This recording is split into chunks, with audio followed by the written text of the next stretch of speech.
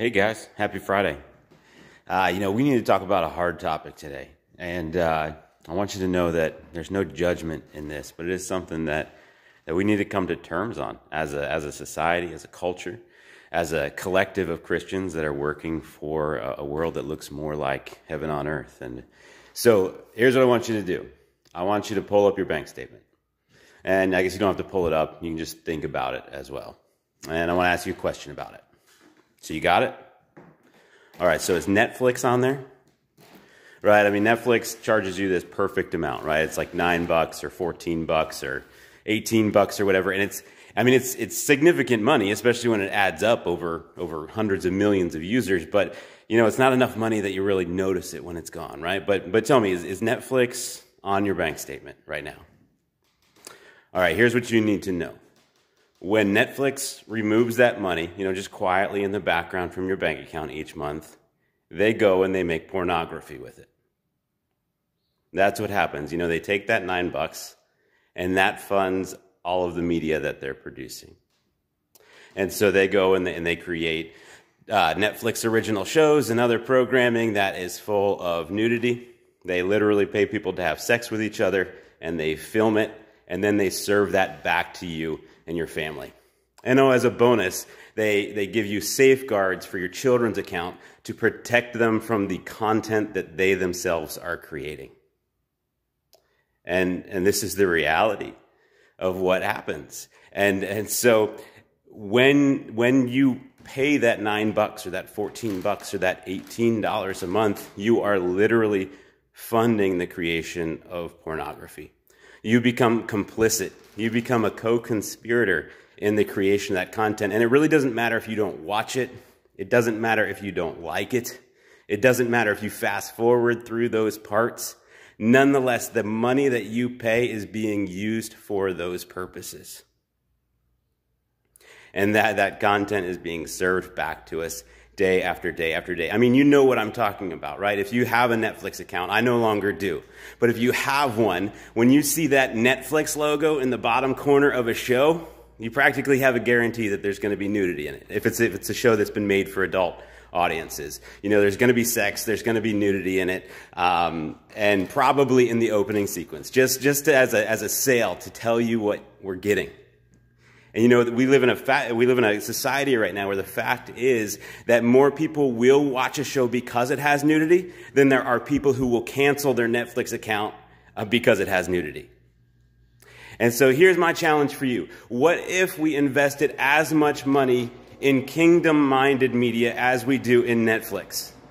2019, I looked up a statistic this morning. In 2019, we as a society gave Netflix $25 billion to produce content with. What if we invested that same amount in media that glorifies God, that puts the messages that we want forward? And it does matter. It does matter. If you look at what's on Netflix today, I can tell you what political conversation we're going to be having 5 years from now. Right? Netflix is defining our prevailing attitudes about sexuality, about marriage, about other institutions that are important to us. So this stuff absolutely matters. What if we invested that same kind of money in media that glorifies God?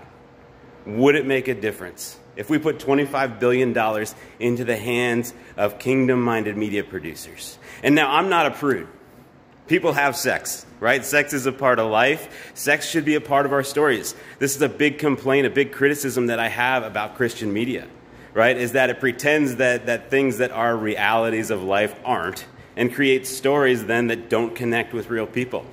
Sex should be a part of Christian media. We should be seeing the consequences of sex. We should be seeing healthy manifestations of romance and things like that. But in your heart that what you're seeing on Netflix, that what Netflix is using your money to produce is just wrong. And so, once again, there's no judgment in this. We don't know what we don't know. But now you've watched this video, you do know. As of right now, ignorance is no longer your bliss to enjoy. We need to recognize as Christians, as people that are kingdom-minded, what we're funding.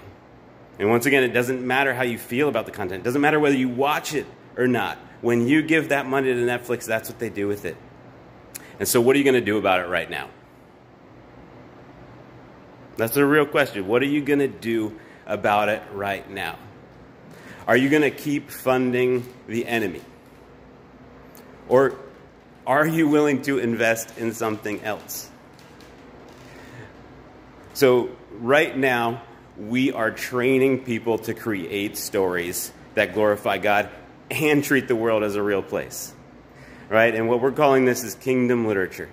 And this is literature that practically applies the gospel to the real world. And you know what? That literature turns into books, it turns into series, it turns into short stories that a few years from now get picked up and become TV shows, become movies, become the predominant cultural narratives that we're talking about. And so right now we are training people to create the kind of stories that our world has been missing. So will you join us? Do you know how much of a difference you can make with that 10 or that 15 or that $19 a month? And this isn't just a sales pitch for us. Frankly, we're not the only ones doing this. But imagine, pick. You know, do some research, investigate, and choose somebody that you're going to take that same amount of money that you give to Netflix right now, and you're going to invest it in the kingdom instead. So that's what I'm asking you to do today. That's the commitment that I'm asking you to make. Will you, if Netflix is on your bank statement, will you join me and stop investing in pornography? Stop investing messages that tear down our world. Stop investing in messages that enjoy darkness and that bring about darkness as a resolution. Will you stop investing in that with me and instead choose bona fide outlets that bring glory to God, that bring the reality of the truth of Jesus Christ to the world? I know it's hard, right? You're going to miss out on some conversations around the water cooler because you're not going to have seen, you know, the latest thing that's been produced on Netflix or, you know, other producers as well. But that's what Jesus is calling us to, okay? Jesus is calling us to be a people set apart, a people that make difficult decisions, right? And frankly, if this is our persecution, if this is our cross to bear, you know, as people use that phrase, that we're going to save $9 but not be able to talk about television shows, you know, I will, if that's the worst our suffering gets, I will take that all the way to the bank.